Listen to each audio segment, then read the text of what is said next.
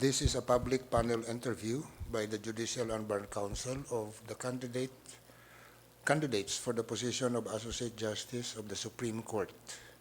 Vice, the Honorable then Associate Justice Teresita J, Leonardo-De Castro. Panel of interviewers are the Honorable Justice Jose Catral Mendoza, regular member representing the retired members of the Supreme Court, the Honorable Maria Milagros Fernan Cayosa, regular member representing the Integrated Bar of the Philippines, the Honorable Judge Toribio Ilaw, Jr., regular member representing the private sector. The candidates for interview this morning, Your Honors, are Attorney Rita Linda Ventura Jimeno, Managing Partner of Jimeno, Cope and David Law Offices, and Associate Dean of the Centro Escolar University. And the second, Your Honors, Sandigan Bayan Associate Justice Alex De Leon Quiroz. Please rise for the centennial prayer for the courts, the national anthem, and the Supreme Court hymn.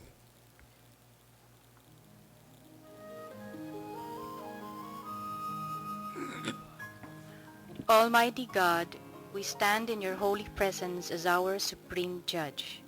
We humbly beseech you to bless and inspire us so that what we think, say, and do will be in accordance with your will. Enlighten our minds, strengthen our spirit, and fill our hearts with fraternal love, wisdom, and understanding, so that we can be effective channels of truth, justice, and peace. In our proceedings today, guide us in the path of righteousness for the fulfillment of your greater glory. Amen.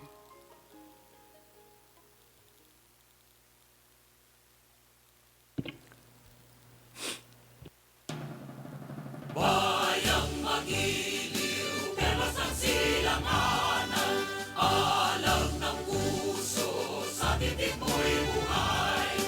Lupang hinirang, duyan ka ng magiting, sa manlulupit, di ka pa sisingil, sa dagat at bundok, sa simoy at sa langit mong bakaw, may nilang ang tula at awit sa paglayang minamahal, ang kisap ng watawat mo'y tagumpay na nagdidinig, ang bituin at araw niya kailan pa may magdidilim, lupa ng araw ng waraming pagsinta, buhay ay langit sa atin mo, aming ligaya dapat may mamapit, magmamatay ng dahil sa'yo.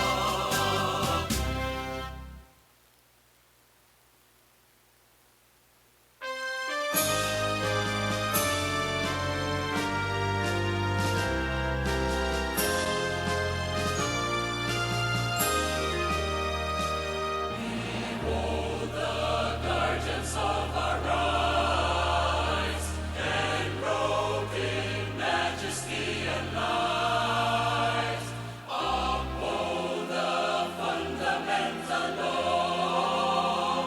From this writ, all their judgments flow. With conscience free their views to air, they vow and this to all declare, rich or poor, friend or foe alike, the scales are above us rise. Justice and equity for all, love, truth, and fairness win their heart. This stands the court of justice forever, Supreme Court.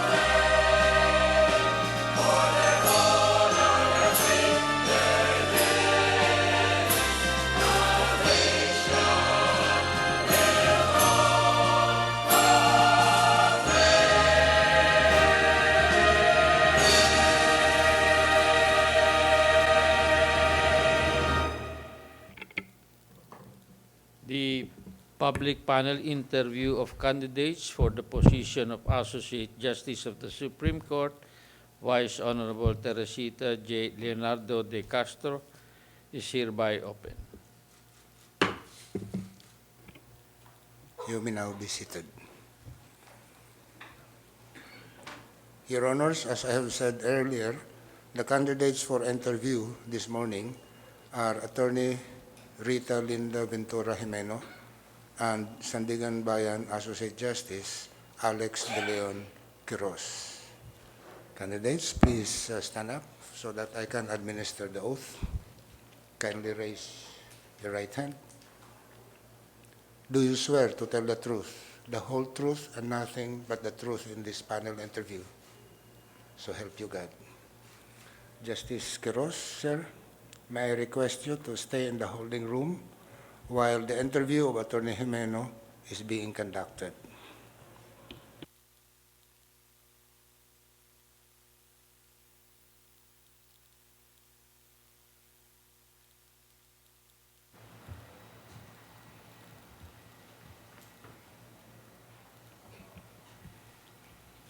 Good morning, Attorney Cayosa. Thank you, Justice Mendoza. Good morning, Attorney Jimeno. Good morning, Your Honors. We extensively interviewed you in November 16, 2016, and since that time you were included in the shortlist for the same position that you are being considered. Since 2016, what would you consider as an significant development in your career as a lawyer that you would want to highlight before the council? Yes, Your Honor. Since 2016, I have enrolled in Masters of Law at the San Beda College of Law, and I am about to complete it. Actually, I'm going to graduate this month, Your Honor. And apart from that, I have been appointed as a regular member of the Philippine Mediation Center office and as temporary chair of the Grievance Committee of the PMCO. And I have handled 2 arbitration cases, which I believe has honed me further in the adjudication of cases and in the understanding and analysis of issues and applying the proper laws, Your Honor. And of course, I have continued to in my work as litigation lawyer, managing partner of the JIMENO, COPE, and the VILLA offices. And I have also continued in my work as Dean, Associate Dean rather, of the CEU School of Law and Jurisprudence. Now, actually, it brings me to my next question. But while you have the experience in the Philippine Mediation Center, but how would you address concerns that you've never had any judicial experience?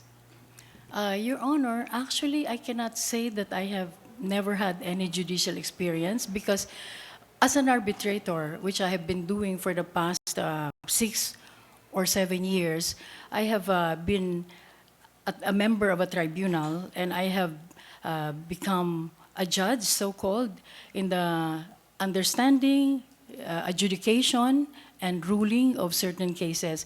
But of course, these were mostly commercial disputes, Your Honor. So in my practice of ADR, I was not just a mediator, and I am not just a mediator, but rather I have been doing adjudication through arbitration, Your Honor. Now, I will no longer ask you many questions since we extensively interviewed you in the past, but I noted that here in your record, you have a pending criminal complaint, filed by Kenneth Locke. Could you tell us something about this case? Yes, Your Honor. That case, Your Honor, involves 400-plus policyholders pre-need educational plans and pension holders, which they purchased from Pacific Plans Incorporated.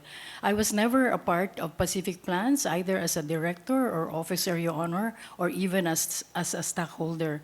However, the successor company, the company which is Abundance Providers Incorporated or Corporation, Investments Corporation, acquired the assets or the shares of stock of GPL Holdings, which held or which owned the majority shares of Pacific Plans. And this was where I came in because in 2009 up to 2010, I was a director holding one nominal share, and I was the corporate secretary for 2009 and 2010. But Your Honor, I would just like to explain that when this sale of plans or pre-need plans were sold to plan holders, it was the Pacific Plans Inc. that did the selling. The successor company, which is APEC now, and which I used to hold one share, did not sell any of these shares that are the subject of the complaint, Your Honor. And I was just holding the position of corporate secretary. I never had the occasion of meeting any of the complainants or any of the plan holders. Neither did I have anything to do with the sale of policies, Your Honor. And I would just like to add as well that the same case, because this was an offshoot, Your Honor, the complainants filed a complaint against Pacific Plans because when Pacific Plans applied for corporate rehabilitation, they feared that they would not be able to get what they expected out of their policies. So they filed 6 criminal complaints in several prosecutors' offices in the Philippines. But these were all dismissed with finality because their allegation was that there was fraud in the sale of these policies. And then when Pacific Plans Inc. filed a petition for corporate rehabilitation, they also filed a complaint alleging that this was just a ploy to deprive them of what they expected from their policies. So, but this again, reached the Supreme Court, and the Supreme Court has ruled with finality that the corporate rehabilitation plan approved by the court was valid and lawful, and it allowed Pacific Plans to continue with its rehabilitation. And so, as far as I am concerned, Your Honor, I was only impleaded in the case because I used to hold one nominal share and because I was a corporate secretary of the successor company, Your Honor. Would you know the status of the case as far as you are concerned? There is yet no ruling from it's with the Department of Justice, Your Honor. As of this time, there is yet no ruling. So in other words, it's pending. It's pending, Your Honor. And you are aware that in the JBC rules that the pendency of any criminal complaint would tantamount to a disqualification as of the time that we will be considering the aspirants for final nomination to the office of the President. Yes, Your Honor, but may I just say that there is yet no determination of probable cause. So technically, there is yet no criminal complaint to speak of because it's still in the stage of determining whether there's probable cause or not. Would you know when this was filed? It was filed about more than a year ago, Your Honor. So it's safe to presume if there is no dismissal within 15 days from the filing of the complaint that it would have already progressed from being in the preliminary stage to being in the regular stage. So that is our determination. At any rate, like I said, there is still the possibility of getting a judgment in your favor or a resolution dismissing the same. So we will not consider that as of yet as a ground for disqualification. Now, I noted that you have had 35 years of private practice. It's 32 years, Your Honor. 32 years. Yes, Your Honor. And you had a very brief stint with the NHA? Yes, Your Honor. Okay. Now, and over the years, you've had so many clients. Have you actually taken note of all these clients, more or less, and how many they would be, both corporate and individual? I cannot count anymore, Your Honor, but what I can say is I've handled many cases, actually ranging from civil cases to criminal to intercorporate disputes to estate settlement, intellectual property, labor, as well as commercial disputes, Your Honor. So I cannot count them, actually, but I've handled them, and even if when later on I put up my law firm, and even if I assigned some of them to my associates, I would make sure that I would be on top of the cases and no pleading would ever go out from the office without me having checked, edited, or reviewed the pleadings, Your Honor. The reason I ask about like perhaps a listing or a note of the clients that you've had, because for purposes of adjudication, you would have to know when there would be a potential conflict of interest and that when you would have to recuse yourself. So it would be helpful to take note of the numerous. And that is one of the concerns which you might want to perhaps, enlighten the council on. We take the public interview as an opportunity for you, not just for the council to ask questions about you, but also for the applicant to be given an opportunity to explain issues that could arise as a result of their application. So in this case, being a private practitioner, there would be many instances that you would have to recuse from handling a case because at one point or another in your career as a private practitioner, you may have handled cases for a corporation or for an individual. Yes, Your Honor, I understand that. And of course, I commit that I will recuse myself if there should be any hint or whiff, even a whiff of conflict of interest, Your Honor. So, as I stated, I will no longer ask you too many more questions. So, with that, I wish you luck. Thank you. Thank you, Attorney Meno. Thank you, Attorney Quirozz. Judge Ilaw. Thank you, Justice Mendoza, Chair of this council. Yes, good morning. Good Compañera. morning, Your Honor. How do you address you? Compañera, Madam, Miss, or what? It's anything, Your Honor. All right, you have been a dean of the Central School of Law for 7 years. Yes, Your Honor. And how do you think the deanship prepared you for justiceship? Your Honor, as a dean of the CEU School of Law and as a professor therein as well, I have kept myself abreast with laws, with jurisprudence, and the continuous study of law, as well as the review of curriculums, meaning syllabi that are submitted by faculty members, so that we will see or I can see whether this would be good for the students in order for them to pass the bar and become good lawyers. So, Your Honor, in answer to your question, I think that my having been a dean has not only prepared me by way of administrative work, meaning I've learned to manage administrative matters as well as people. It has also helped me keep abreast with laws by being a professor of law. And it has helped me learn how to deal with people and students, Your Honor. All right, your competitors or other applicants are, for this position of Associate Justice of the Supreme Court are mostly Court of Appeals justices who rose from the ranks in the judiciary, starting perhaps from the first level courts. Why should we prefer you over these applicants and disregard their loyalty to and seniority in the judiciary? Your Honor, I would like to humbly say that in my 32 years of practice as a litigation lawyer and as a professor of law, I have come across and I have handled many complex cases, and I think this has prepared me well in the analysis of issues, analysis of facts, and the application of proper law.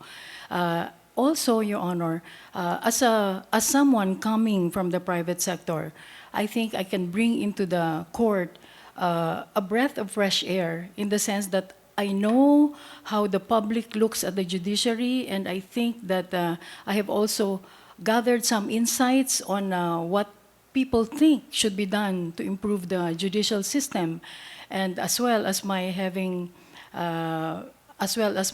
taken a short course observing the judicial system in the USA, Your Honor, I've also seen how they do the speedy disposition of cases, and I think that with this knowledge and experience that I have gathered as a litigation lawyer and my teaching of law, I think, Your Honor, that I deserve to be considered for the position. So what then can you offer to the Supreme Court that no one else has offered before? Aside from what you mentioned about fresh ideas, other Yes, than this, please. Yes, Your Honor. Your Honor, the biggest thing that I can offer, but I think it's not exclusive to me, but the biggest thing I can offer is that I am a very hardworking person. In fact, Your Honor, I do many things at the same time while teaching and litigating. I also work with the Philippine Judicial Academy, and I also lecture in MCLE seminars. I offer my dedication and hard work, ability to do everything that needs to be done and to be completed at any given time. I also offer, Your Honor, my sincere desire to be able to offer or maybe suggest some changes or some things that may improve the judicial system, Your Honor. All right. In your application letter, you stated that, and I quote, "In applying for the position of Associate Justice of the Supreme Court, I bring with me my 32 years of experience as a litigation lawyer, 12 years of teaching law, writing skills, and administrative competence. More than that, I offer to the judiciary with humility and sincerity my stamina." Oh, wow. Do you still have that stamina for this? Yes, Since Your you are Honor. already 66 years old? Yes, Your Honor. Remember, the work of a justice in Supreme Court is work, work, work. Yes, Your Honor. I've never lost that stamina, Your Honor, until You now. still have that stamina? Yes, Your Honor. All right, would you define judicial temperament in the jurisprudence? Judicial temperament, Your Honor, would be the ability of a magistrate or a justice or a judge to temper his own opinions or views in order to apply what the law says and in order to come up with a judicious, fair, and just decision.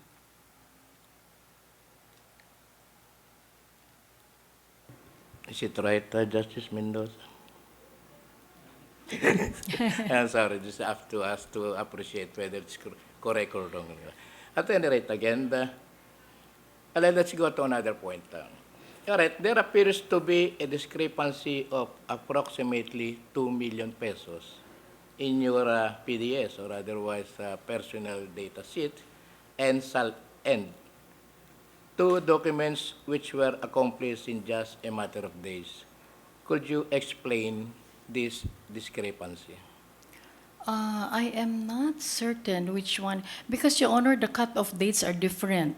The cut-off date in the PDS for stating the contents in the bank accounts is different. It's much later, whereas the SALN, the cut-off date was December of 2017. And therefore, they are not the same, Your Honor, because months have passed since December 2017. And of course, there would be a discrepancy in the assets stated, Your Honor. All right.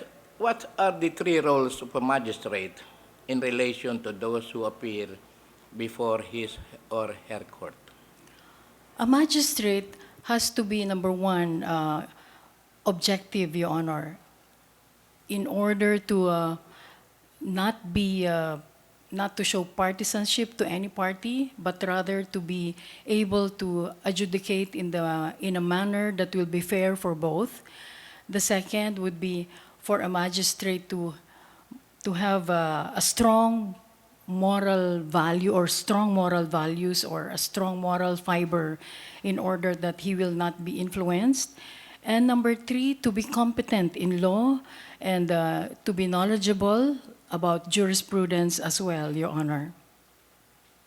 All right, we'll just have to remind you about the case of Estrada versus Justices Badoy and De Castro. Administrative matter number SB-0210J. It was January 18, 2003. So we have this temperance, patience, and courtesy. All right. How would you characterize the current state of the Supreme Court? From the impeachment by the then or late Justice Corona and the quo warranto proceedings against then Attorney Maria Lourdes Sereno. Yes, Your Honor. I would say, Your Honor, that compared to how it was before, it is now more stable and more calm in the eyes of the public because there are no longer any disputes questioning the appropriateness or the propriety of one justice sitting as a justice of the Supreme Court. So I would characterize it as more stable now, Your Honor. What are its strengths? The strengths of the Supreme Court, Your Honor. please. Its strength is being resilient, even if this crisis or this series of crises have come about. It was able to maintain its integrity and its ability to complete its work, do what has to be done, and to do it in the most sober manner, Your Honor. How about its weaknesses, if any? I cannot think of weaknesses of the Supreme Court, Your Honor, because I've seen that it has always been able to address problems and crises that came its way. Cannot be swayed by any caprice, whimsical, or what?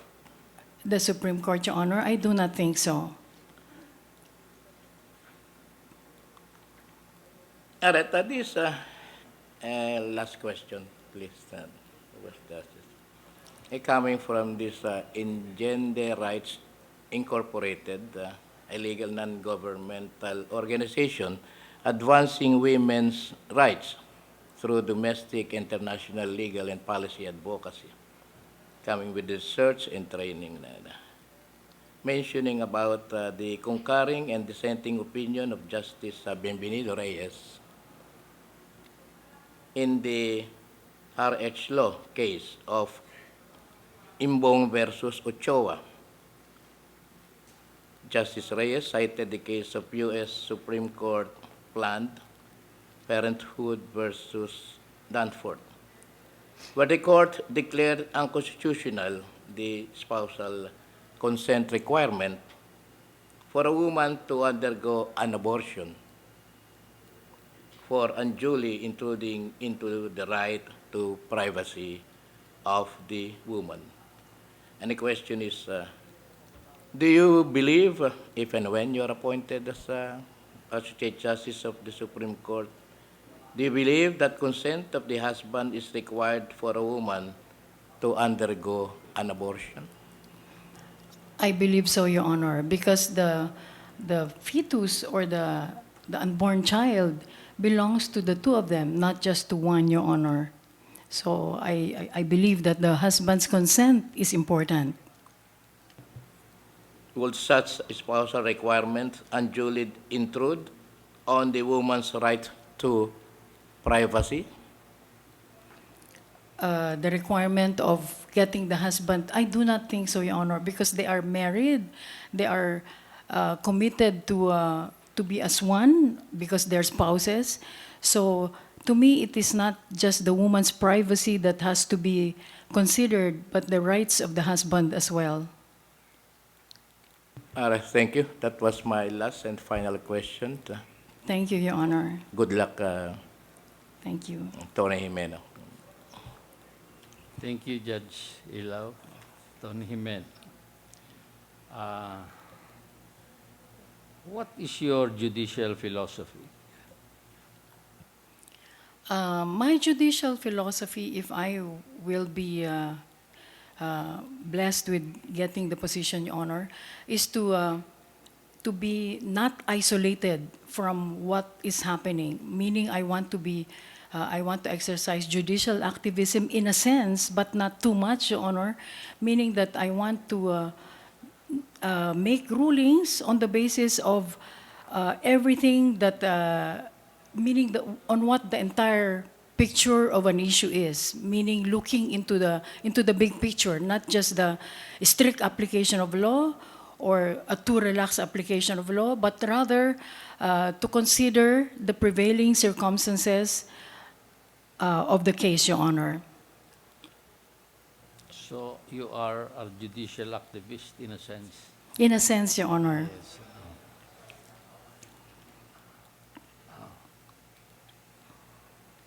What is your understanding of judicial restraint then? My understanding of judicial restraint, Your Honor, is having the temper of a magistrate that will not make the decision emotional or carried away by a person's or a magistrate's own opinions, but rather applying the proper law in the context of the issues and the case, Your Honor, without being emotional about it. In another sense, can you describe judicial restraint in its constitutional sense regarding separation of powers? Yes, Your Honor.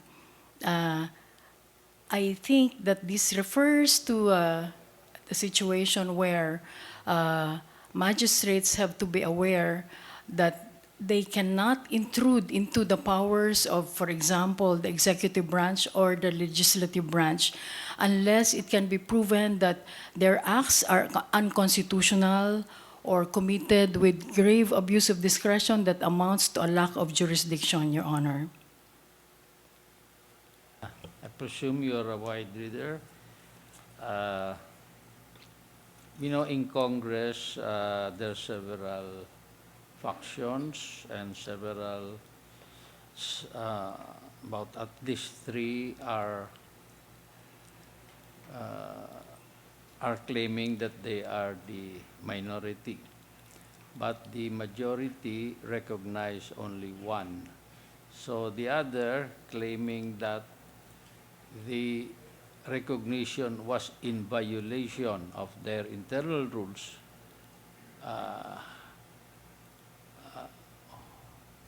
went to the Supreme Court.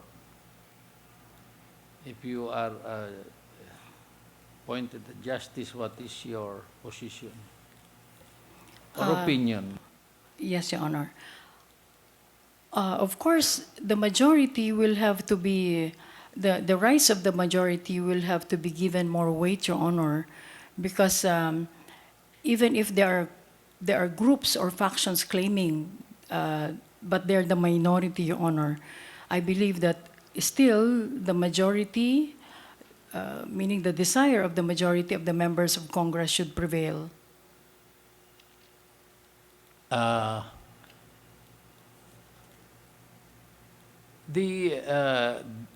reason for the petition in the Supreme Court was based on a violation of the internal rules of Congress. Can the court take cognizance of that? I do not think so, Your Honor, because it is a matter that it is not a justiciable matter, Your Honor. So if it's an internal rule that is claimed to have been violated, then that has to be resolved by Congress itself, Your Honor. It cannot be, a party cannot go to the Supreme Court for relief? If there's an abuse or there's an allegation rather of unconstitutionality of the internal rules, Your Honor, such that the democratic processes or principles would be violated, I think this is the only time that the Supreme Court may take action or take cognizance of such a petition, Your Honor. Only in cases of unconstitutionality? And also of abuse, Your Honor. Abuse in the sense that the rules may not be in conformity with what is lawful or proper, Your Honor. So that has to be, but if there's no such allegation, then it has to be resolved by Congress itself. It has been alleged that they violated their own rules. Can the court take cognizance of that petition? In my opinion, Your Honor, I don't think the court should take cognizance of it. Okay. What is judicial review?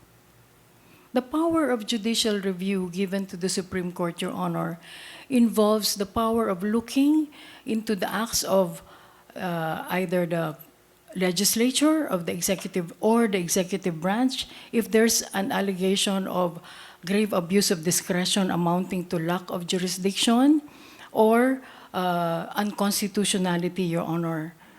So this is my understanding of judicial review, which gives the Supreme Court the power to review and to nullify or maybe to affirm the constitutionality of such an act or law, Your Honor. It's not a blatant disregard of the internal rules, a grave abuse of discretion.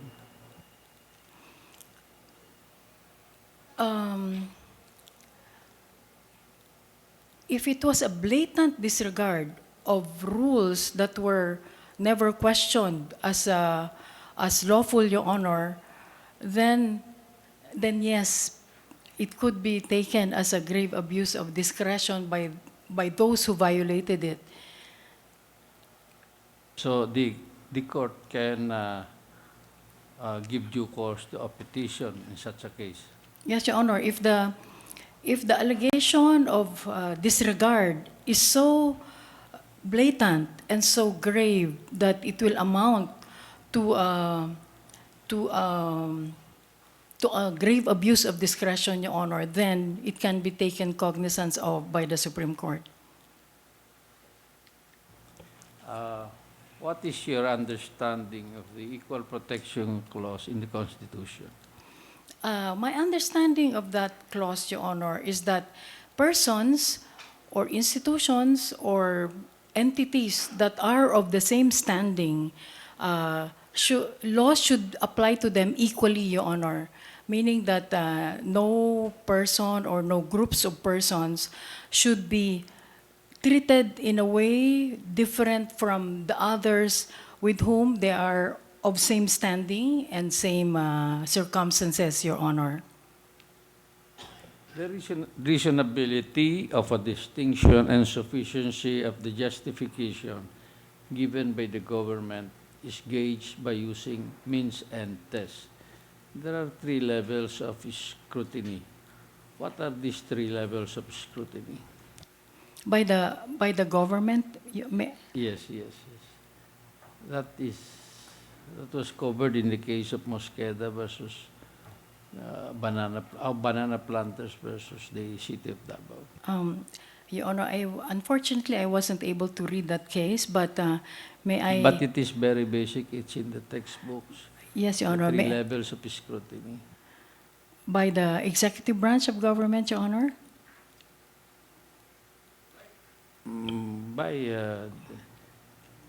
By the judiciary in determining if there was a sufficient justification given by the government.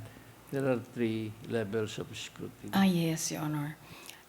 If by the judiciary, then the 3 levels of scrutiny would be to see the fairness and the fairness of any act or law or order, and number 2, to see whether it does not violate the Equal Protection Clause of the Constitution, and number 3, to see that this is in accordance with law and the Constitution, and that there's no violation of the rights of any particular group of people or persons, Your Honor. Anyway, you said you had not read it yet. Yes, Not Your yet. Honor. Okay. I'm sorry We'll go about to that. another.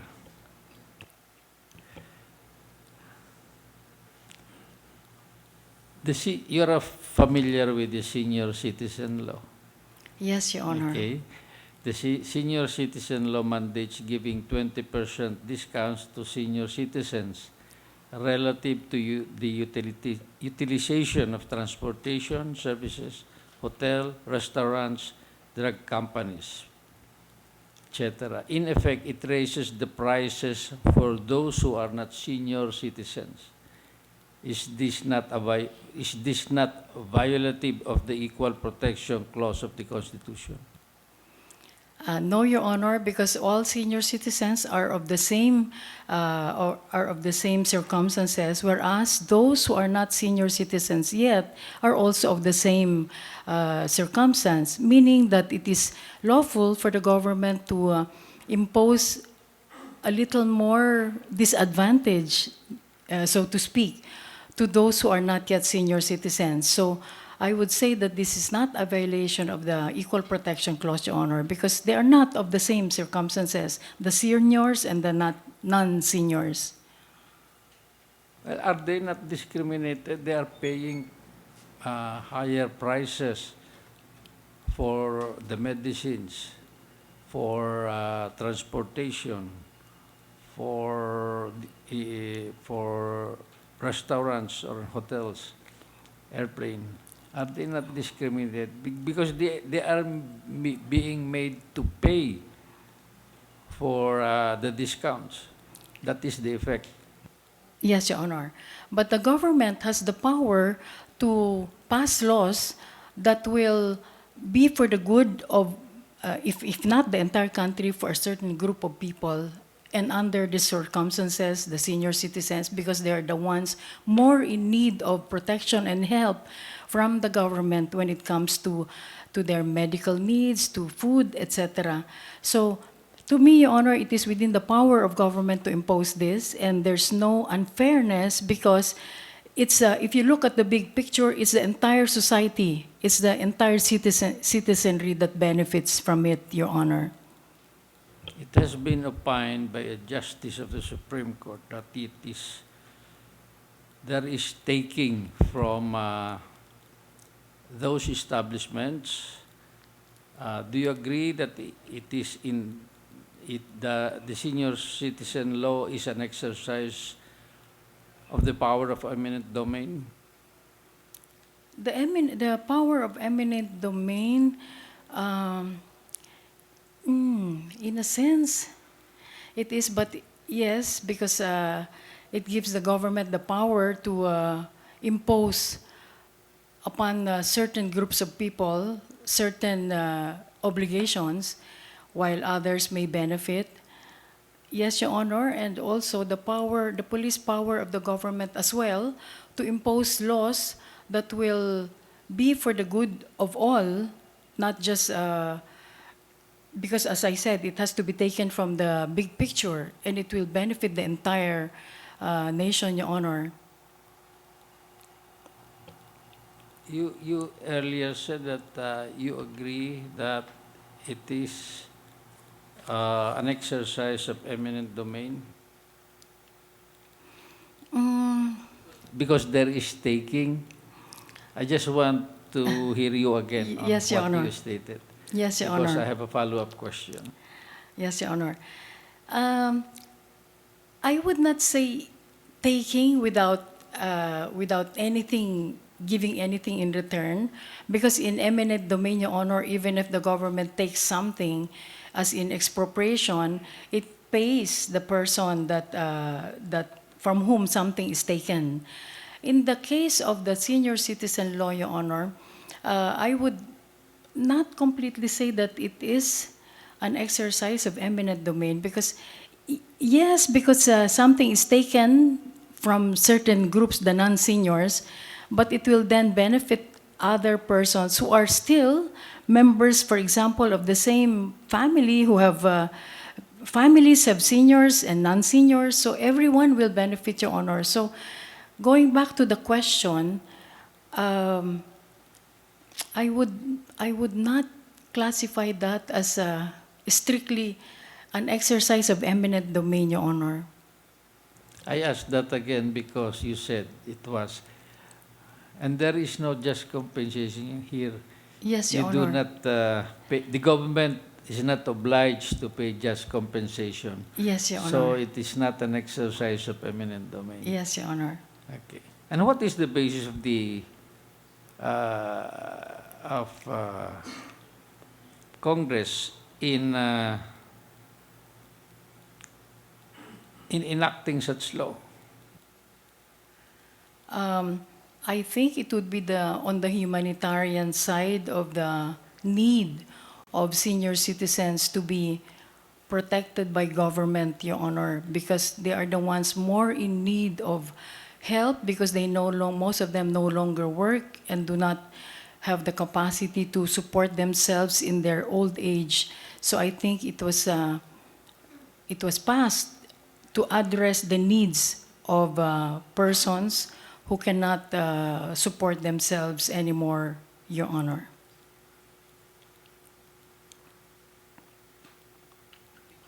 It is under what constitutional provision? It is in the Declaration of Principles of the Constitution, Your Honor, that the Republic shall protect its citizens and give them the right to a healthful life and to be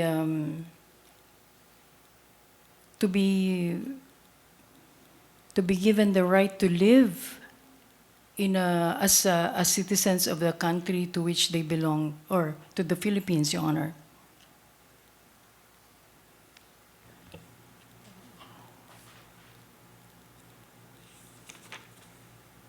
It was enacted pursuant to the police power of the government. In Commissioner of Internal Revenue versus Central Luzon, it was stated that RA 7432 allows private establishment to claim as tax credit the amount of the discounts granted. What can you say about it? Granted to senior citizens, Your Honor.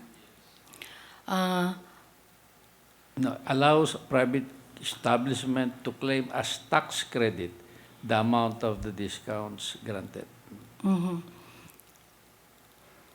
Because this is an exercise of police power by the government, I think that the government cannot be compelled to recognize this as tax credits, Your Honor, because it was done to benefit a certain or a big group of citizens.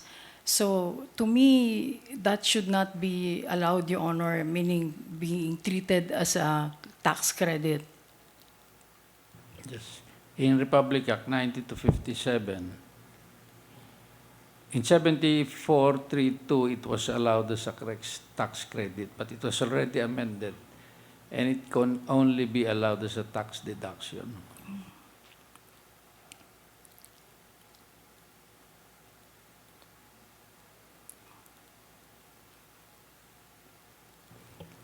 In the Philippines, who is the sole organ or architect of its external or foreign relations? The executive branch, Your Honor. And, yes, Your Honor, the executive branch of government. And in the Philippines, it is headed by? Your Honor. The Yes, Your Honor. President, right? Yes, Your Honor. What is the nature or extent of such power? The executive branch, Your Honor. With respect to foreign relations, it has the power to determine its policy with respect to its relations with other countries, Your Honor, and other nations, and it has the power to determine the policy, with respect to its relations with the international community of nations, Your Honor. Okay. What do you know of the doctrine of pacta sunt servanda? I'm sorry, Your Honor. Unfortunately, I cannot answer because I have forgotten the meaning of pacta sunt servanda, Your Honor. Okay.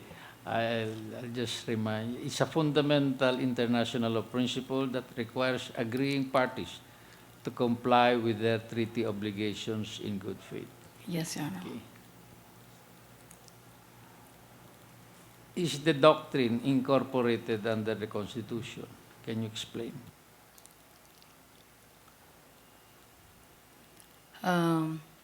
Yes, Your Honor.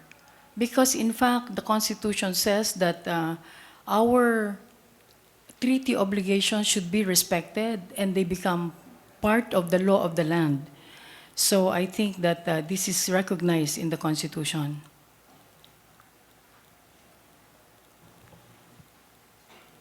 The rebus sic stantibus. What do you know that doctrine? I'm trying to recall, Your Honor. Rebus sic stantibus. I've encountered it, but I've forgotten the English translation of the words, Your Honor. Anyway, not literally. Anyway, it is it's applied where there is a fundamental change of circumstances, which can be invoked as a ground to terminate or withdraw from a treaty. Yes, Your Honor. Okay.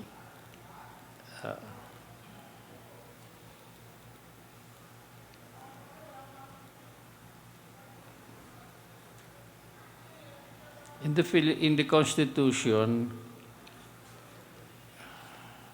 the President can enter into a treaty subject to the ratification by the Senate. Yes, Your Honor. Right.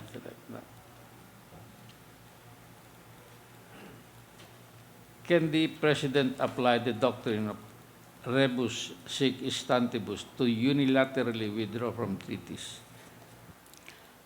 Yes, Your Honor, because under that principle, if there are substantial changes in the circumstances which would then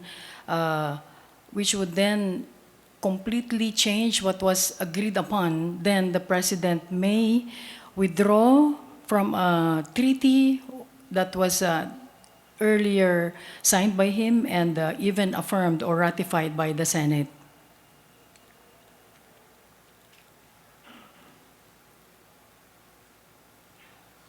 So in case of termination or withdrawal, it need not be ratified by the Senate. Yes, Your Honor. As in the case of the intended withdrawal from the International Criminal Court by the Office of the President, I believe that it can do so, Your Honor, under the rebus sic stantibus doctrine.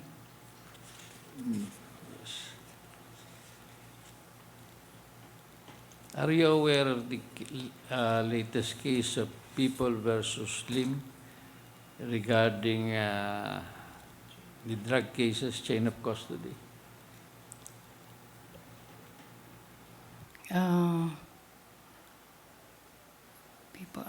Covered Section 21 of the drugs law. I am not completely aware of it, Your Honor, but may I know po what the question is so that I may be able to recall what that case was all about?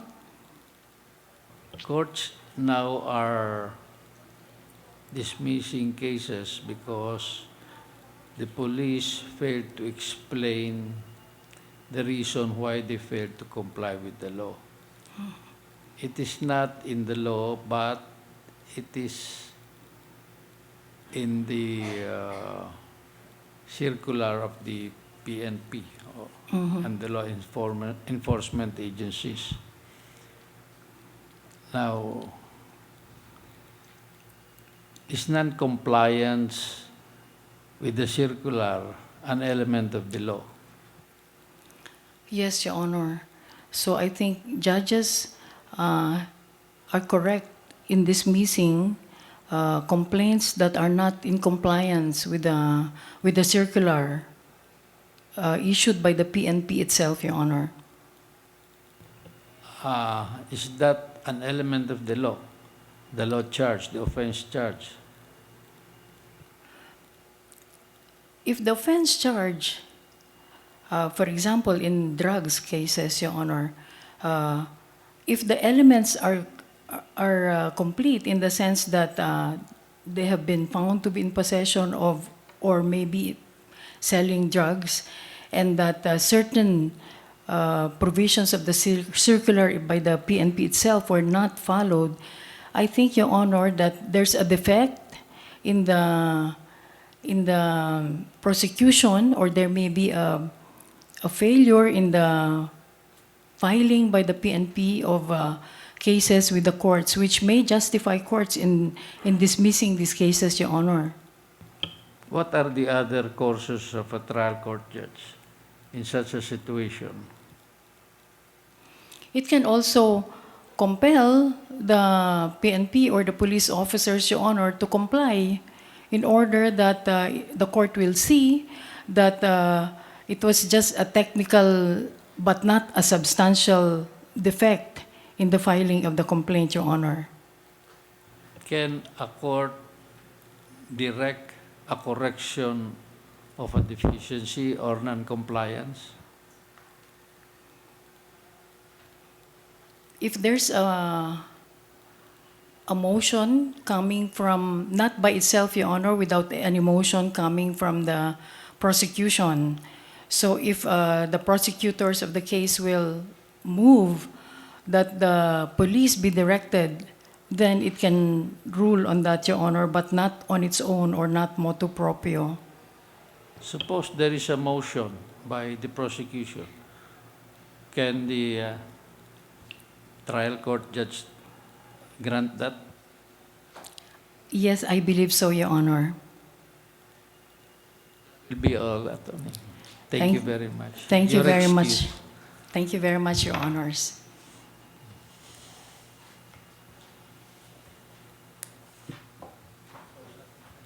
Thank you, Attorney Jimeno. Your Honors, the second and last candidate for interview is Sandigan Justice Alex De Leon QUIROZ.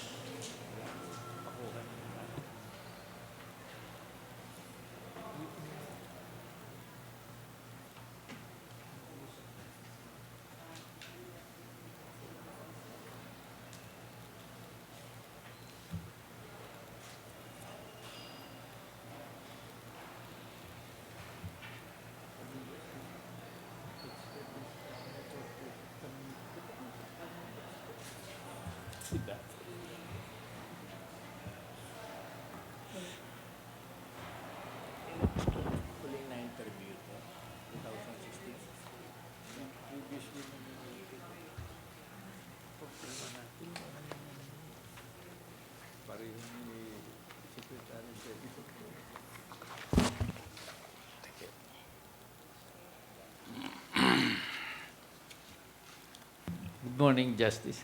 Good morning, Your Honors. Attorney Cayosa. Thank you, Chairman Mendoza. Good morning, Justice Quiroz. Good morning, It's Your Honor. been, your last interview was in 2016, also for your application for the position of Supreme Court Associate Justice. Since that time, has there been any significant development in your career as a jurist? Yes, Your Honor, because at present I am now the chairperson of the 4th Division, and I am the third senior Associate Justice of the Sandigan Bayan. Having been occupying the chairmanship, well, there are a lot of things have changes because I am now writing a lot of decisions, resolutions, unlike before when I was merely a member of a division. Same as there are a lot of things that I would like, if still permitted, to discuss is the equitable distribution of cases among the members of the division, which I'm now trying to have, as well as to attend to cases, old cases, updating the status, as well as discovering some cases wherein Supreme Court resolutions, old as 2007, as that the resolution would always say the petition is denied and the Sandigan Bayan is hereby ordered to act with dispatch. And yet, upon receipt of that resolution from the Supreme Court, no action, and it seems to be unattended. These are the matters that I have attended to. There are so many things, and as well as the challenge of inventory, because being a former first and second level courts, inventory of cases are the normal activities once you assume office, even in an acting presiding judge. It seems in Sandigan Bayan, inventory of cases was never been done. So when I assume, there seems to be a culture shock among the employees of the division. Likewise, I also learned through my experience in the first and second level courts that trial courts must possess a criminal and civil docket. In Sandigan Bayan, they don't have that. Thank you, Justice. Now, your PDS, your personal data sheet as of September 26, 2018, is this accurate? You only have 4 pending cases? No, I think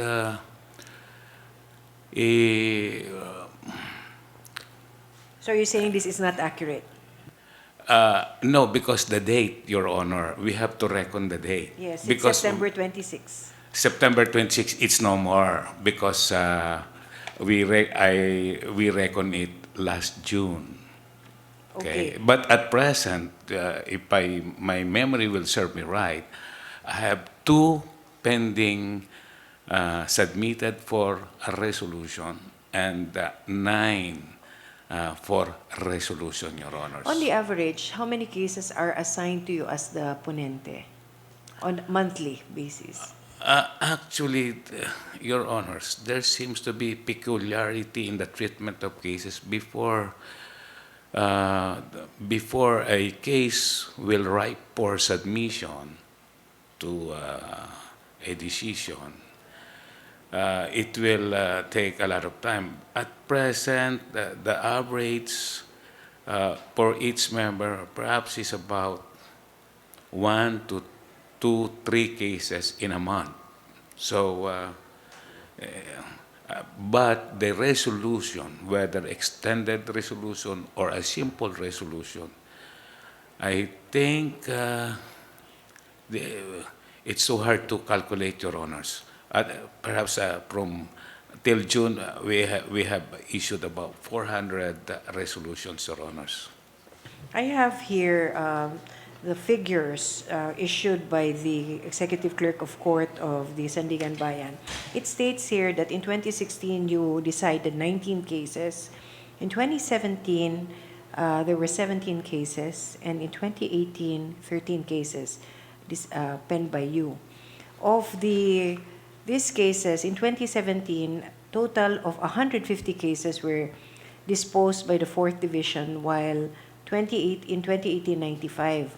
If you are to do the percentages, in 2017, of the 150 cases decided by your division, only 17 or 11.33% was decided by you. In 2018, of the 95 cases, so far, only 13 have been decided by you.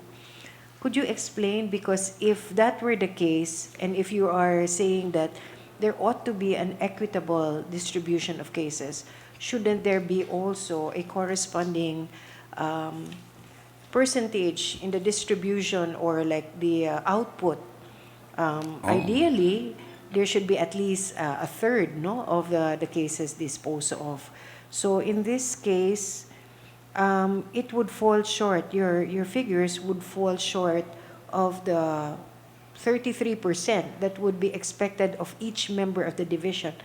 I understand that there are 3 members in your division. Yes, Your Honor. So, on the average, yours would actually be somewhere 12% disposal. Could you tell us? Yes, Your Honor. First of all, being a chairperson, you have that privilege at 2:1 ratio. Okay. So they have to have 2. I'm not justifying, Your Honor. Actually, there is always a standing request from them asking cases from me. And actually, since there are instances wherein there is no pending submitted for decision or resolution, those are the instances. But rest assured, Your Honor, with regards to distribution, because that is what I have experienced when I was merely a junior, when even a senior. When I reaches, this is the work of the chairman, and as well as, but should we go to the submitted resolution, especially extended resolution, rest assured, Your Honor, mine is more than them. That's why these 2 members of mine who is so past, like in doing their job, okay, and we divide it without necessarily as to the number of submitted cases, but as to the number of output, Your Honors. But I think it might not be too accurate if we will say the disparity insofar as the proportionate obligation of each and every house, because it would be 2. So should there be 2-1, 2-1? So there will be 4 cases. Ideally, of the 100%, right, of the cases, Yes, Your Honor. the distribution would ideally be 40%, 40%, 20%. Yes, Your But Honor. you would agree that 12% would still fall short of the 20% that would be expected of a division chairman. Yes, Your Honor, but we have to take into consideration the extended resolution resolved by the chairperson, because should I do this,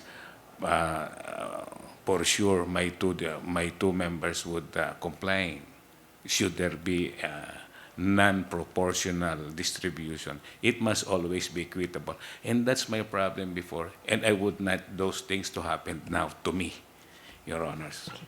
Thank you, Justice. Now, without necessarily stating the title or the names of the parties, but what issue that is significant, no, that you are either currently handling or you handled between our last interview in 2016 and to date, which you would consider as something that would be that would have a bearing on like perhaps certain policies, no, with respect to the Sandigan Bayan? Your Honor, without naming the title, but last year, if I could still remember, we have one case, we have a termination of the pretrial on month of July, but we were able to promulgate the decision on the same year of November, Your Honor. This is, I'm trying to duplicate this in some of our cases, wherein presentation of documentary evidence as well as testimonial evidence be dispensed with by both the prosecution and the defense. And in that case, I think our division was so successful. Thank you, Justice. Now, I understand that the case of the Bureau of Immigration Commissioners Argusino and Michael Robles were assigned to your division. And Yes. I also understand that you recused yourself from handling the case, citing, and I quote, that I am an acquaintance of one of the accused. Could you tell us who among the accused is your acquaintance? The Colonel Sombero, Your Honors. How are you acquainted with him? Well, he visited my siblings in the States and sometimes will likewise pay me a visit in our house, Your Honor. And I think he might be my second case that I had inhibited myself in my entire duration in Sandigan Bayan, Your Honor. Could you state the first one, if you say this is the I second? think the third. The first is a classmate, compadre of mine. The second one is an official from our province, and this is the third only, Your Honor. Okay, thank you, Justice. How important is the filing of a statement of assets and liabilities and net worth with respect to public office? Well, first of all, I think, excuse me, I think the SALN would always be a deterrent for a government official who have entered the government of his net worth would only be so much, and then after 1 or 5 years, the net worth would increase so much, as well as the appointing, as well as the public might have a way to know the person to be appointed and who is now occupying the position, Your Honors. How much importance do you personally give to the SALN? Well, not importance. Important to me because I have to record some the properties and the assets or the network of my family, but how accurate, not really that accurate, but there could be some what I consider it to be a margin of error. So are you saying you don't personally prepare your own SALN? I prepare my SALN, Your Honor, as much as I know. This is what I know is my network, Your Honor. I do. So we actually made an analysis of the SALN that you have submitted for the past 10 years. Yes, Your Honor. And we noted that there was no difference in your assets from 2012 to 2014. However, there was an increase in 2015 to 2017. Anyway, there are issues that we would want you to address, and I think that we would not have time as there are numerous. We would want to give you the opportunity to explain what would be, well, let's just put it this way, something that we would want you to clarify, because first of all, we quite find it curious that, you know, it's not very specific. And in fact, in some instances, we noted that they were characterized as inheritance, and in another SALN, properties were characterized as purchase. Yes, Your Honor. And the purchase price varied. So, but to allow you to be able to look into your records, we would rather that we send these matters that we noted in your SALN. No, but I mean, essentially, how do you go about preparing your SALN? Well, my first question to myself is, was there a significant increase in my net worth? That's only, should there be none, Your Honor. So I'll just ask my typist to type it. In fact, if you will notice, Your Honor, there was one property there that there was a typographical error of from 2000. It was made, supposed to be, it must be 2009 instead of 2000, Your Honor. Because that's why there could have been some, well, perhaps I could explain it in an extended explanation, but for the meantime, Your Honor, there are so many properties owned by my parents. That's the problem. And my two siblings live in the United States, and I happen to be the one to administer, to operate and administer those properties with the impression and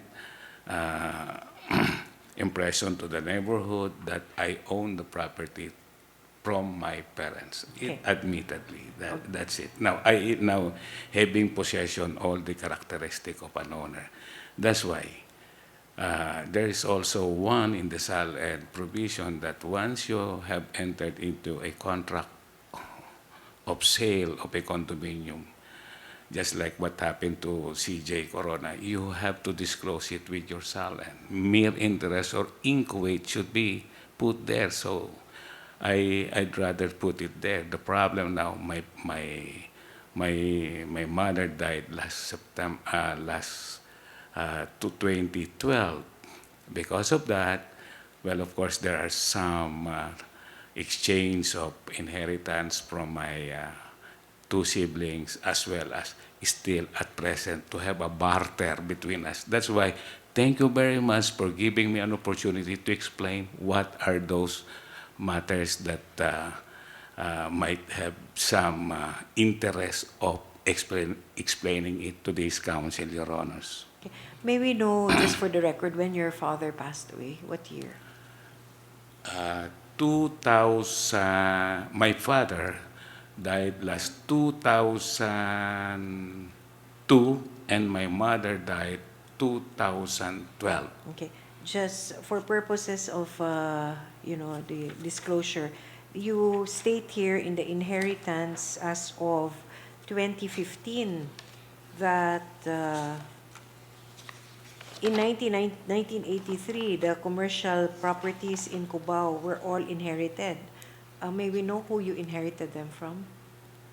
From my mother, Your Honor. Okay, but you say that this was it was acquired in 1983?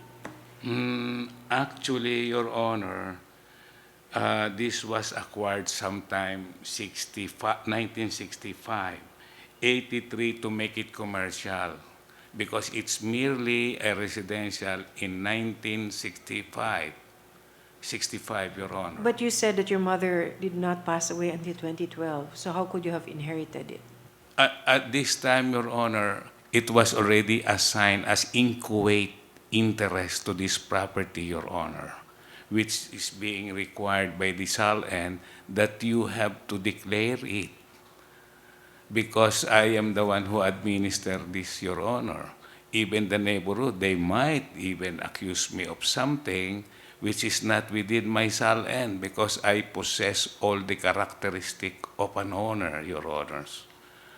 Okay, Justice, in as much as my time is already up, and as I mentioned, we will just list down all of the matters that we would want you to give you an opportunity to perhaps enlighten the council on. Thank you with very respect much, to- Your Honors. Okay, thank you, and with that, good luck. Thank you, Justice. Thank you, Justice Mendoza.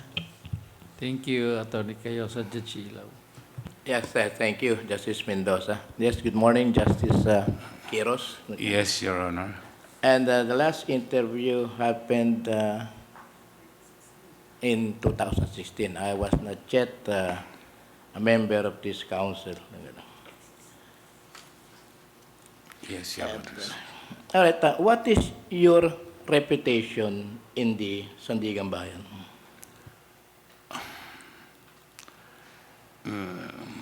Reputation, Your Honor, I've tried to be upright, but I could not do answer for them, Your Honor.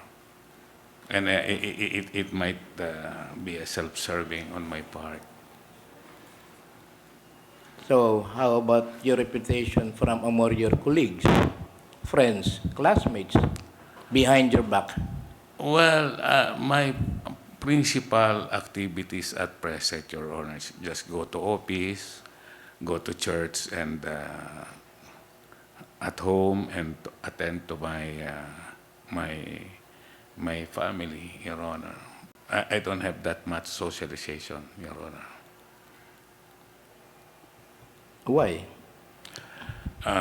First of all, Deviating from other activities before?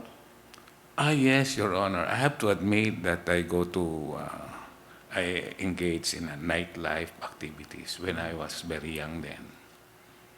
But now, no more, Your Honor. And precisely, there is an opposition by a certain Luis D. Martinez in his letter, which this council received sometime in July 25, 2008. Do you still remember this? I think he is a former, if I'm not, a former colleagues in the METC, Your Honor.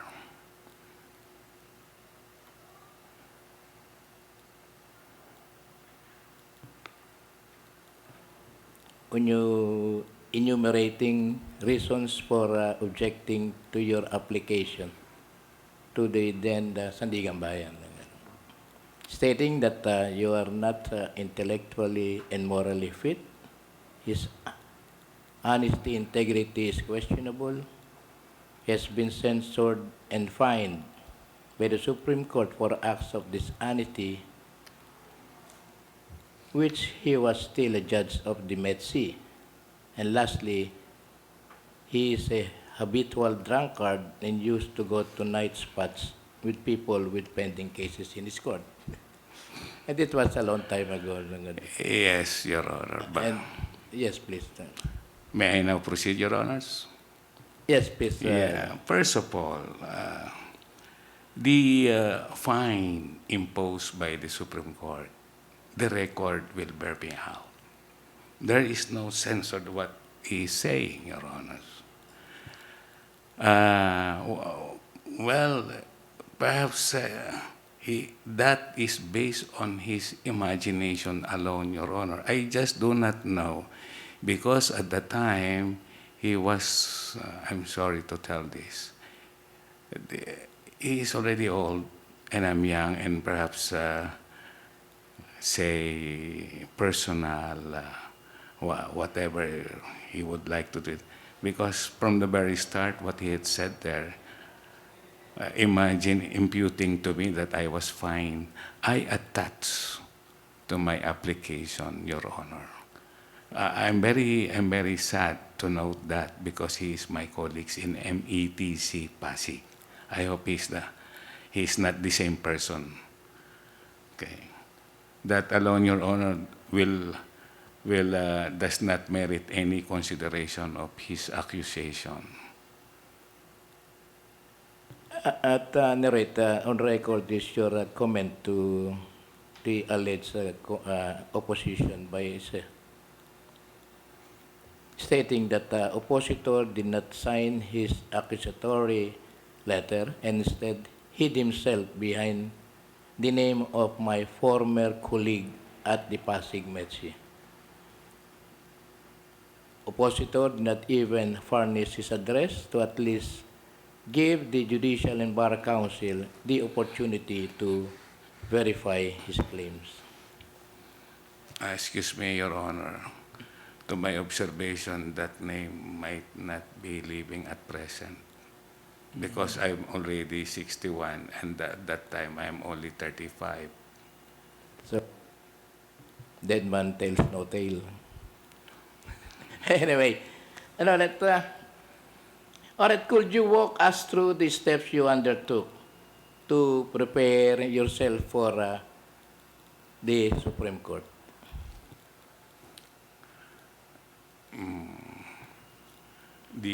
Could you walk us through the steps you undertook to prepare yourself for the Supreme Court?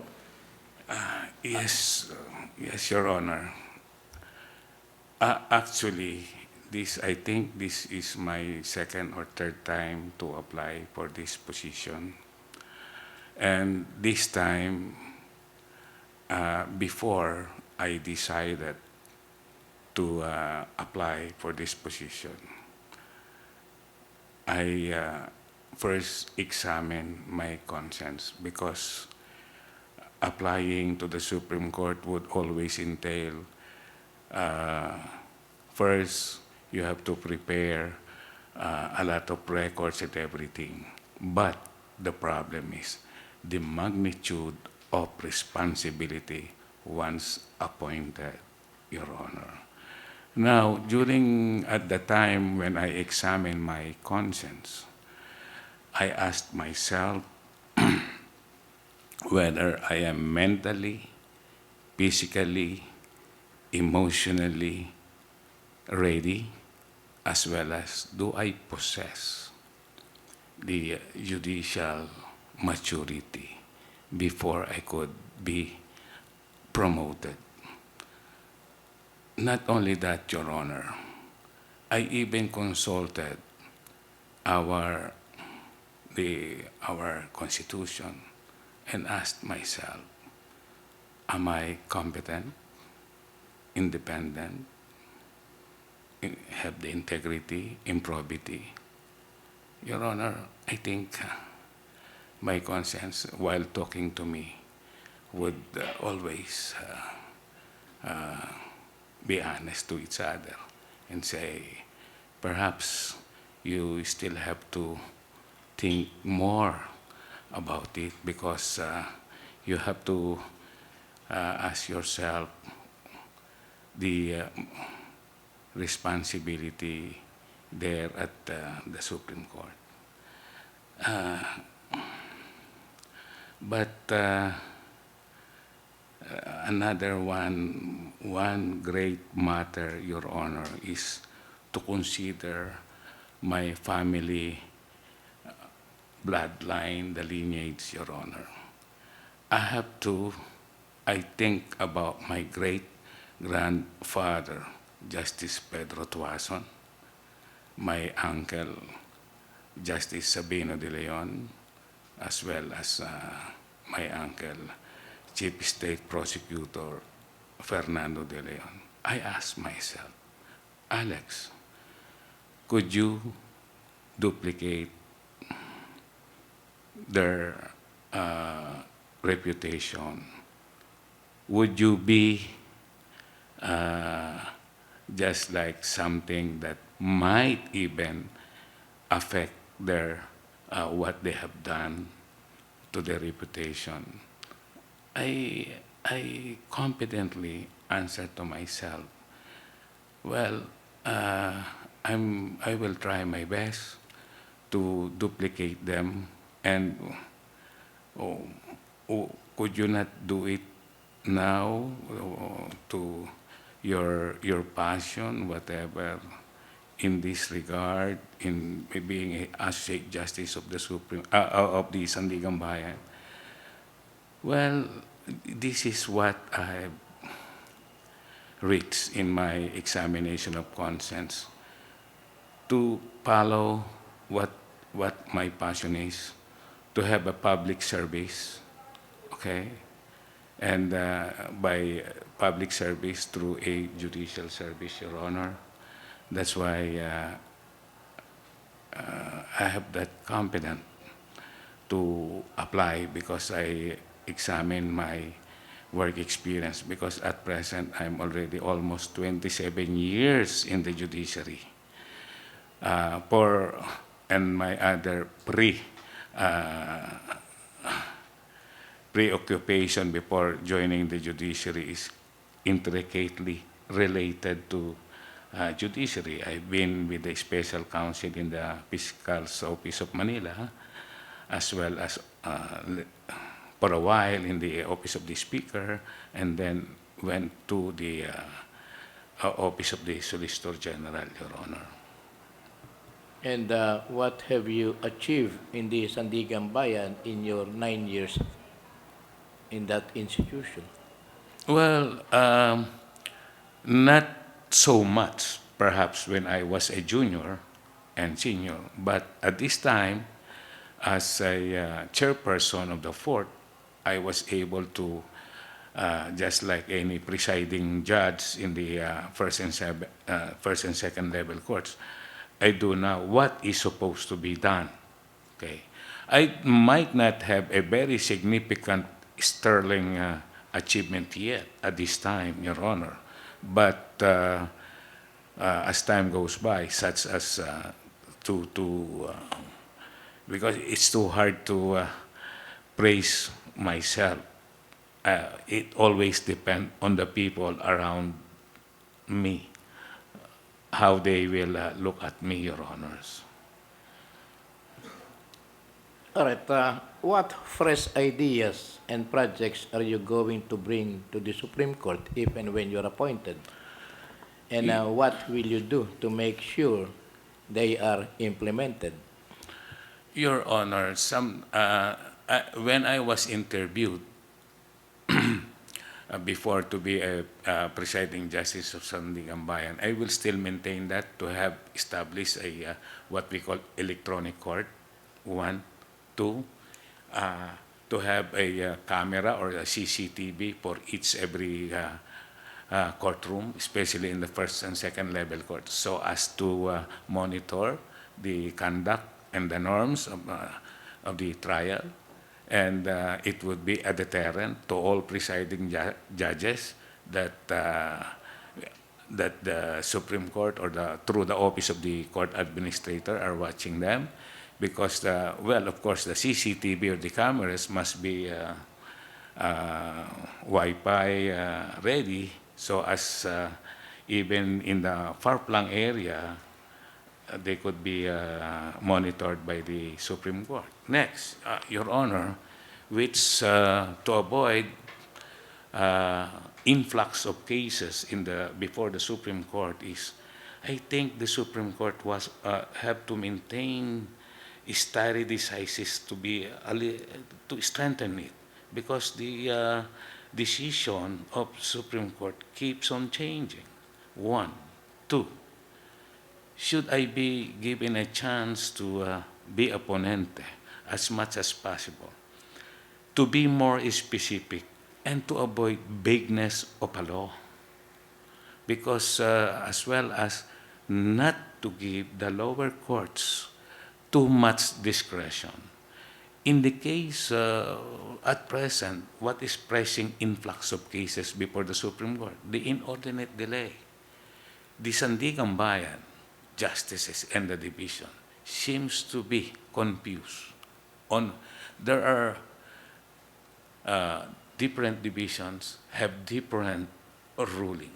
There's the Torres case, Coscolluela case, Maliksi case. At present, the Kagang case only resolved the what we call the fact-finding duration, that it must not be included. However, there are still some cases wherein discretion, not a mathematical recording, but likewise, I will try my best.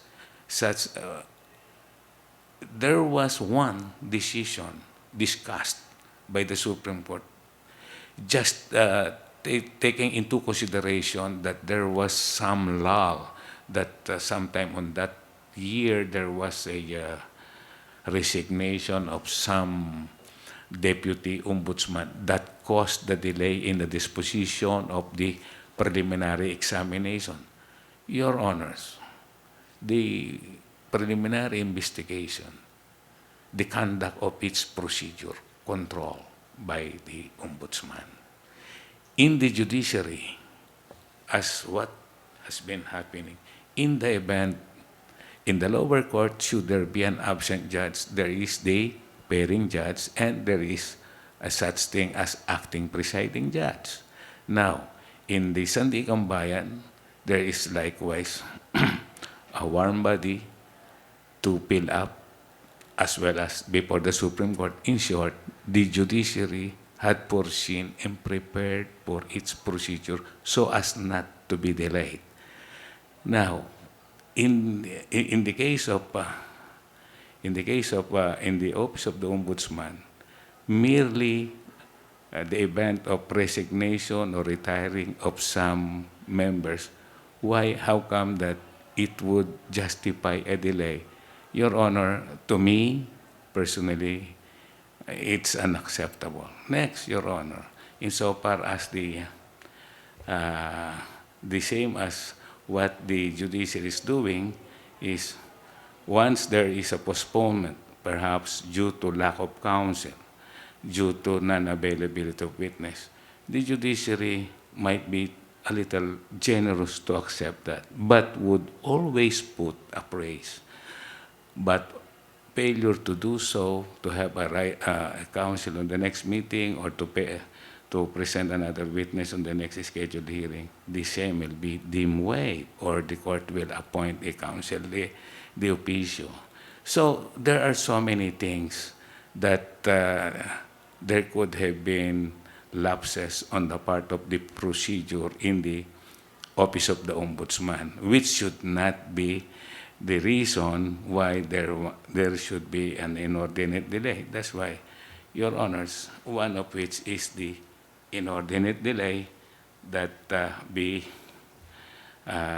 eliminated, and to have a guidelines how to determine what is the parameter of this inordinate delay. And I will likewise suggest to revisit the expanded jurisdiction of the court. To have an additional 2 division, that's okay. Perhaps to hear cases by 2, that's okay. But, Your Honor, to have 2 majority vote in 1 division, I'm afraid, and it would affect the wisdom of collegiality, Your Honor, because the basic purpose, perhaps, of collegiality, having 3 majority, is to have a quality decision, as well as to avoid any corruption. Now, if an accused would like to secure acquittal, it would be too easy for him to secure 2 votes to acquire acquittal, Your Honor. That's why I would like to suggest, should I be here already, is to revisit this law, Your Honor. It will destroy the collegiality purpose.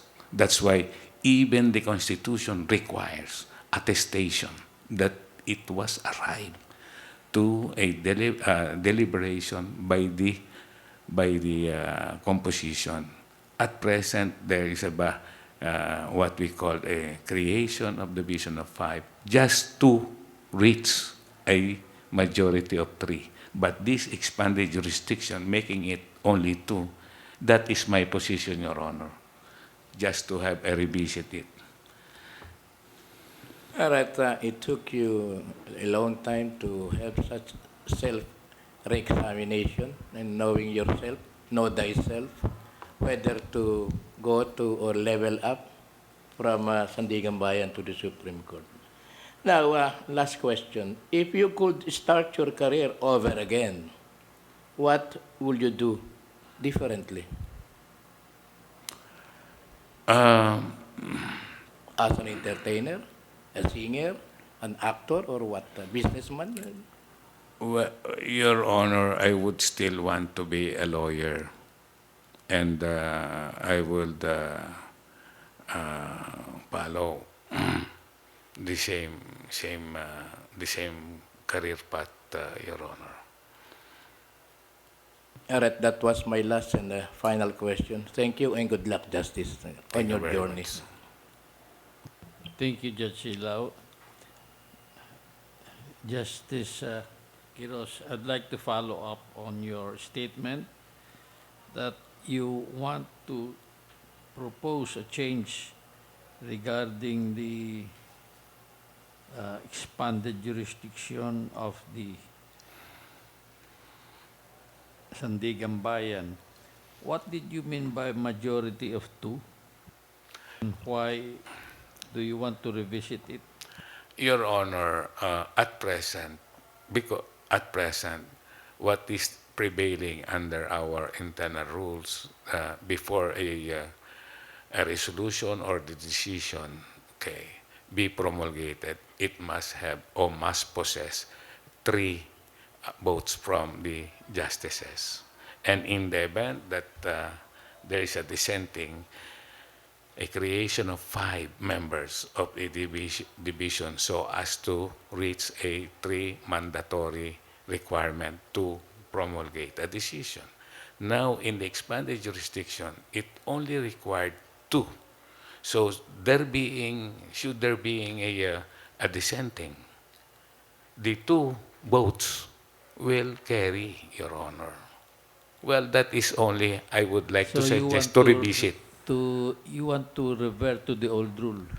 as much as possible, Your Honor. And why do you say that it will affect the collegiality of the court? Well, Your Honor, I think even the one of the oldest appellate court, the Court of Appeals, have 3 members in one division, and they will always require 3 votes in the Court of Appeals, Your Honor. It's only here, I think in the Sandigan Bayan, as well as it was copied from the NLRC, where 2 votes carried the majority, Your Honor. But personally, I would like to suggest to have it revisit. What could be more?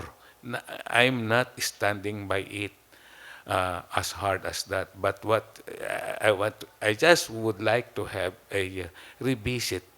What really be more advantageous, in applying the two rule rather than the 3 rule majority, Your Honor. Yes, my question was, why did you say that it would affect collegiality?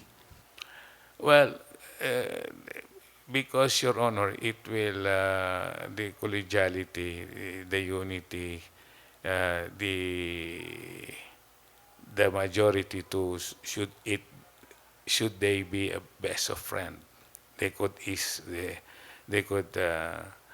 take the other member taken for granted, Your Honor. So therefore, the basic purpose of collegiality might not be reached, Your Honor, by that. Is that not, does it not affect the quality of a good judge, independence? Yes, Your Honor, but since it is being required procedurally that one division must act by 3, okay, that's why we maintain dissenting opinion, concurring opinion, but not necessarily to see both sides, Your Honor, but not necessarily to have some personal matter on the case, Your Honor. I don't think it will affect or destroy collegiality if you dissent? Because in the Supreme Court, they are not always unanimous. You will be, and you are aspiring to be one of them. Your Honor, not that point. My point is to have that quality of the decision, because they go, if they go with only two justices to have it approved or to be promulgated. What's the difference between 2 and 3? It's only the speed, Your Honor. Because in a division of 5, there is likewise a dissenter. There could be 3 majority and 2 dissenters, Your Honor. My point is, 3 heads is better than 2. That's my point, Your Honor. But I still do not see your point that it will affect the collegiality of the court, even in the Supreme Court. No, I mean, Your Honor, I might be confused, Your Honor. I might be You confused. used the word collegiality several times. Yes. No, it's... I might have used the word, the decision, Your Honor, as its to quality, but not necessarily, because whether it's majority, minority, dissenter, or the concurring, it does not really affect. But my point is the collegiality of 3 to have the majority of 3, Your Honor. So you're now referring to quality. Yes, Your Honor. And so if there are dissents, it's not a quality decision. You mean to say if it is, a decision is reached by 3 and not by 2, it's the quality is better? Because, Your Honor, I think the basic purpose of collegiality will be served more by the majority of 3 rather than the majority of 2. While I admit, Your Honor, a dissenter today might be the majority next year. That's my point. So I'm not against the dissenter, Your Honor, because law is always dynamic. I'm not against it. But what I'm against is so easy for an accused to secure acquittal. How many years have you been in the Sandigan-Bayan? I think I was appointed 2008, Your Honor. So 10 years. 10 years, Your Almost Honor. 10 years. And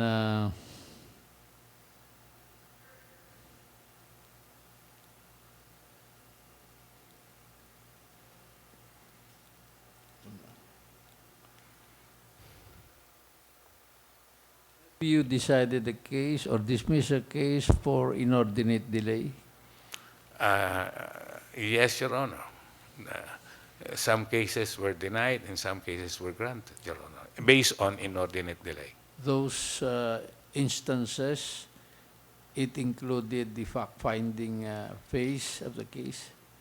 Not necessarily, Your Honor. So you count the delay from the filing of the case? What matters most, Your Honor, is once the case is submitted for resolution in the level of the preliminary investigation. And likewise, we have to consider what are the matters that before it reaches the submission, whether it will matter or not. But as much as possible, Your Honor, I reckon my recommendation based on how long it was at the time of submission for resolution, Your Honor. Under the rules of the Sandigan-Bayan, what is the period for disposing of a case?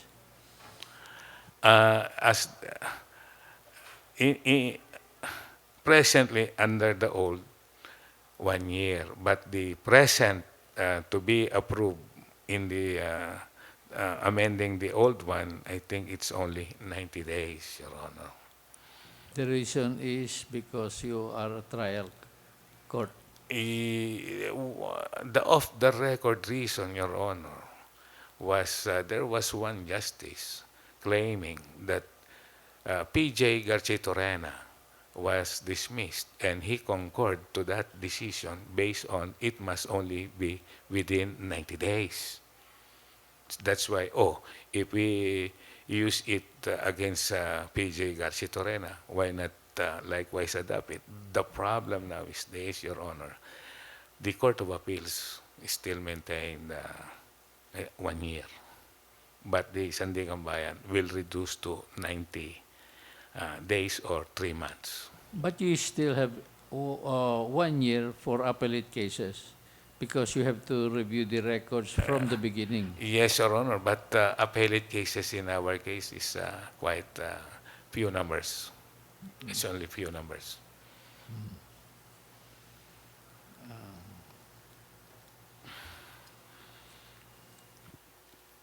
Aspiring as an Associate Justice of the Supreme Court, and you will be dealing with not only the graft and corrupt practices laws, but all laws. Okay. What is your view on the constitutional guarantee of the right to information under Section 7 of Article 3? Well, the right to information, the public would always have an access to all the public or the government activities, as well as unless it's only an exception to confidentiality as well as military secrets. I think the public in general must know everything in all government activities, Your Honor. Yes. Are you aware of the Data Privacy Act? Yes, habeas data, Your Honor, yes. Is that not a violation or infringement of the right to information? Your Honor, one of the thing that before the writ be approved, there must be an imminent threat insofar as to the life, liberty, and of a person, Your Honor. So, writ of habeas data, the petitioner must prove it before the court, the compelling reason. I was referring to the Data Privacy Act, Yes, Your not Honor. habeas. Habeas is it not habeas data? Data Privacy Act. Data Privacy Act. You are not aware of it. Not. I thought it's a habeas. Okay, you will be joining the Supreme Court. What are the two requisites that must concur before the right to information may be compelled by mandamus? I think there must be threat, iniquity, and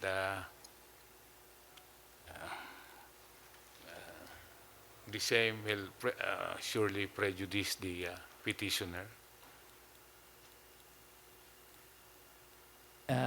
Can you be specific? It is too general.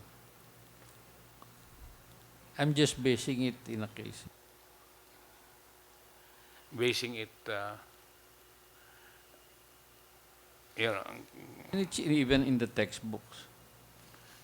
should we say the precautionary clause, Your Honor, that if there is an imminent threat or danger to the petitioner, may go to court to ask the writ. And we go to another point. Rules, there is Rule 47 regarding annulment of judgment. What does it provide? Rule 47. I'm sorry, I have that at this time. I forgot already Rule 47 because I have never encountered that. In general, it is a petition for the annulment of judgment of a regional trial court. You remember that you were a regional trial court before. Yes, Your Honor. Yes. And you will be going to the Supreme Court, and you will be reviewing those cases. What are the two grounds for annulment of judgment? Well, should there be one is an error or grave abuse of discretion on the part of the responding judge, Your Honor, I think the decision might be annulled on that ground. Grave error as well as grave abuse of discretion. There are only two grounds recognized: fraud, extrinsic fraud, and lack of jurisdiction. I'm sorry, Your Honor. Anyway, you will, in the Supreme Court, is there any such rule regarding the decision of collegial courts like the Court of Appeals, the Sandigan, like that?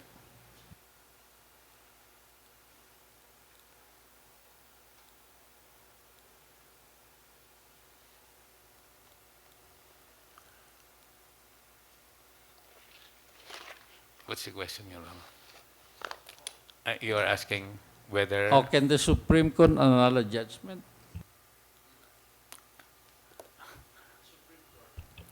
Can the Supreme Court annul a final and executory judgment?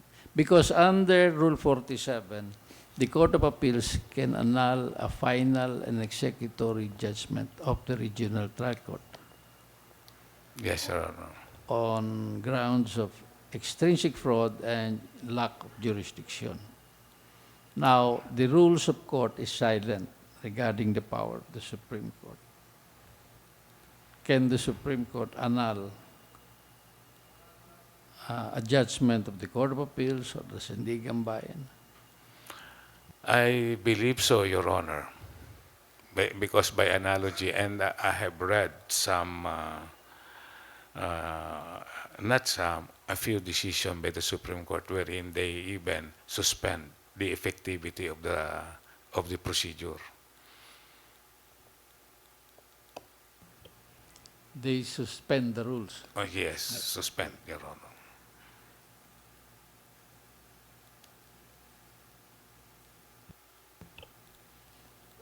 What rules are they suspending?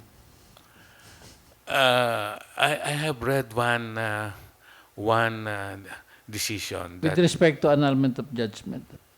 Oh, I have not encountered it, Your Honor. Pardon me. We go to another. What is your understanding of judicial restraint? Well, judicial restraint is wherein the members of the court would always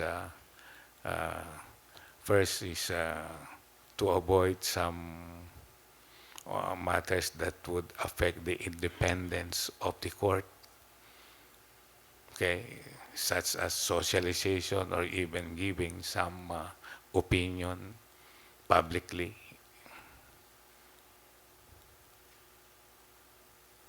Go to another point. What is your understanding of the constitutional right to equal protection? Well, all persons, disregarding any age, sex, they must be afforded equal treatment, Your Honor. What is the test for determining that it is compliant with the constitutional provision? If the test, whether it would apply to all the majority, Your Honors. Because there are instances that minority must yield to the majority in the exercise of such right of equality, Your Honor. Okay, you are familiar with the senior citizens law. Very much, Your Honor. And you said that the minority should yield, that the majority, minority should yield to the majority. Under Yes. the senior citizens law, the senior citizens receive a discount of 20% for transportation, hotel, food, and from medicine. Is that right? You're aware of that? Yes, You're a Your senior Honor. citizen. Very much. I am senior citizen, Your Honor. Yes. So, and the ones affected are those who are not seniors. Yes, Your Honor. Are they not discriminated against? No, Your Honor. But you said that the minority should yield to the majority. The majority of our population is young. Yes, Your Honor, in case of conflict between the two. But in this case, no. This What, is what do you mean conflict between the two? meaning if there are two rights, such as a right, freedom, religion, as well as equality. Now, who has the majority? I think the principle of the minority must yield to the majority, Your Honor. In case of this senior citizen law, In case of senior citizen, first of all, there was a law. Nobody questioned it before the Supreme Court. it has been questioned 3 times. 3 times, and it was been denied. Well, because of senior citizen just like me, we have only few years to go, and a lot of senior citizen does not have that much money to sustain the monthly medicine, Your Honor, and most of the time, and perhaps an appreciation by the government that we spend the senior citizen spend their time productively while they are still useful, and this is a reciprocity of the government to the senior citizen, Your Honor. You will be joining the court, and there are so many cases regarding the senior citizens law, raising different issues. Now, what are the 3 levels of scrutiny in the appreciation of the equal protection? Well, first of all, whether this would apply to the majority of the... I'm just asking, what are the 3 levels of scrutiny? 3 level.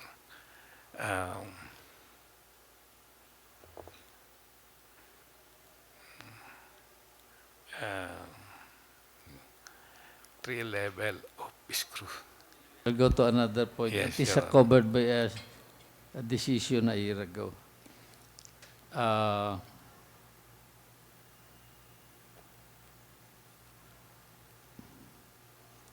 In your view, the senior citizen law is not violative of the Equal Protection Clause because it discriminates against those who are not yet senior citizens. The first impression, yes, Your Honor. But as to the effect, perhaps I might be a little bit biased because I'm already senior citizen. So I'll go with the senior citizen, Your Honor. First impression, it will. It was opined by a senior justice that there is taking. Do you agree? From the establishment, because of the discount, there is taking. Do you agree? I'm sorry again. According to one justice, in the senior citizen law, there is taking. Do you agree? May I know what that taking means? Taking in the exercise of power of eminent domain. I think it is being offset by means of taxation insofar as the owner of or the merchant, Your Honor. My question, is there taking? In a way, yes. So you believe that it is an exercise of power of eminent domain? Yes, Your Honor. So in case of eminent domain, there is just compensation. Alam mo na ba? Well,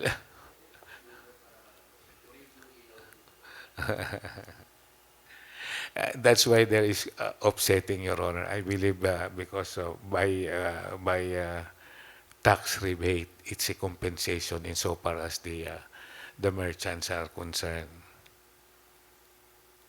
That, I they- don't, in Republic Act 9257, it is not considered a tax credit or a tax rebate. It should only be allowed as a tax deduction. and that's why tax reduction, Your Honor. Oh. But I think it's in a But form. it is not an exercise of eminent domain. Well, under the color of the authority of eminent domain, Your Honor. Then what then is the basis of Congress in enacting such law? What is the constitutional basis? Well, I think they might be, it emanated from that the family is a inviolable social institution and senior citizen, just like me, is part of the family, Your Honor. In 3 decided cases, the reason is eminent domain. Anyway, you are excused, Justice. I think. No, police power, I'm sorry. Police power. Police power, yeah. That will be all, Justice. Thank you. You are excused. Thank you very much to the JBC, Your Honor. Permission to leave, Your Honor. Thank you, Justice QUIROZ, sir.